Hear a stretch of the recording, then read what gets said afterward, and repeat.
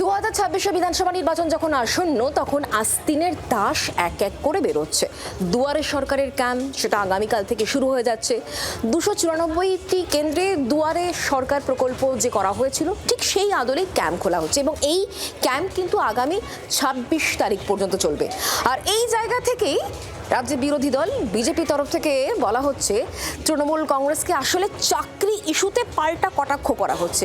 আর সেই সঙ্গে এটাও মনে করিয়ে দেওয়া হচ্ছে যে রাজ্যে যারা বেকার যুবকরা রয়েছে, যুবতীরা রয়েছে, তাদেরকে নিয়ে নাটক করছে রাজ্যের শাসক দল তৃণমূল কংগ্রেস। আমরা 1 এপ্রিল থেকে দেব বলে ঠিক করেছি, কিন্তু তার আগে আমাকে তো অ্যাপ্লিকেশন জমা নিতে হবে। সেই জন্য আমরা যেটা প্ল্যান করেছি, অ্যাসেম্বলি ওয়াইজে 294টা কেন্দ্রে আমরা 294টা ক্যাম্প তৈরি করব।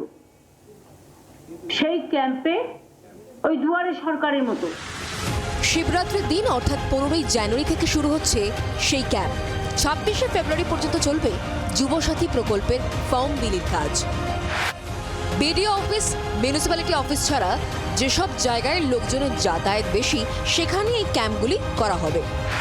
আবেদনপত্র গ্রহণ করে নির্দিষ্ট ওয়েবসাইটে তথ্য আপলোড করতে হবে। নথিপত্র সঠিকভাবে যাচাই করার পরেই গ্রহণ করতে হবে। নিরাপত্তার প্রয়োজন হলে স্থানীয় থানার সাহায্য নিতে বলা হয়েছে আধিকারিকদের। উচ্চ মাধ্যমিক চলার সময় কেন এই ক্যাম্প, কেন অনলাইনের মাধ্যমে আবেদন নয়, সেই প্রশ্ন তুলে বিরোধী দলনেতার দাবি পুরোটাই নাটক। উচ্চ মাধ্যমিক পরীক্ষা চলাকালীন কেন লক্ষ লক্ষ যুবককে কালকে থেকে আপনাকে রাস্তায় নামাতে হবে? কিন্তু কালকে তিনি 294টা বিধানসভায় আইপ্যাকের বুদ্ধিতে তাবেদার প্রশাসনের একটা অংশকে ব্যবহার করে একটা টেবিল আর দুটো করে টুল বা চেয়ার পেতে কাল থেকে এই ফর্ম বিতরণের কাজ শুরু হচ্ছে। 17 শ্বেতপত্র প্রকাশের চ্যালেঞ্জ করেন বিরোধী দলনেতা। 2013-র 17 লক্ষর আবেদনকারীর ভবিষ্যৎ কি হলো জানান আপনি জনগণকে। তার তালিকা প্রকাশ করুন, তাদের মধ্যে কতজন চাকরি পেয়েছে শ্বেতপত্র চাই। এদিন চাকরি চায় বাংলা নামে একটি পোস্ট কার্ডও তুলে ধরলেন বিরোধী দলনেতা। তার পরামর্শ, যুবসাথীর ফর্ম জমার সময় যেন সেই পোস্ট কার্ডও জমা করেন যুবক যুবতীরা। ভাঁওতাবাজ মুখ্যমন্ত্রীর এই ফর্মটাও ফিল আপ করুন, আমাদের কোনো আপত্তি নেই। যে যেখানে পারেন দলে দলে যান ফর্ম ফিল আপ করতে, নিশ্চিতভাবে যান এবং সেখানে পশ্চিমবঙ্গ প্রদেশ যুব মোর্চার যে পোস্ট কার্ড এটাও ফিল আপ করে দিয়ে আসবেন। ভয় পেয়েছে বিজেপি, পাল্টা তো তৃণমূলের।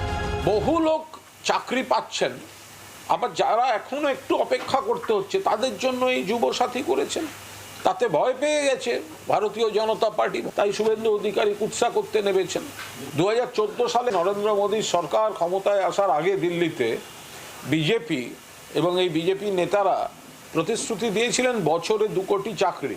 আপনার পাড়াতেও বলুন তো কেউ কোনো চাকরি কেন্দ্রীয় সরকারের পেয়েছেন কিনা। একটা বিষয় স্পষ্ট, ভোটের মুখে যুবসাথী প্রকল্পের সরাসরি বিরোধিতার পথে যাচ্ছে না বিজেপি, কিন্তু বেকারত্ব নিয়ে তৃণমূল সরকারকে শুলে চড়াতেও ছাড়ছে না। ব্যুরো রিপোর্ট, জি 24 ঘন্টা। বাংলার আওয়াজ, বাঙালির আবেগ, জি 24 ঘন্টা।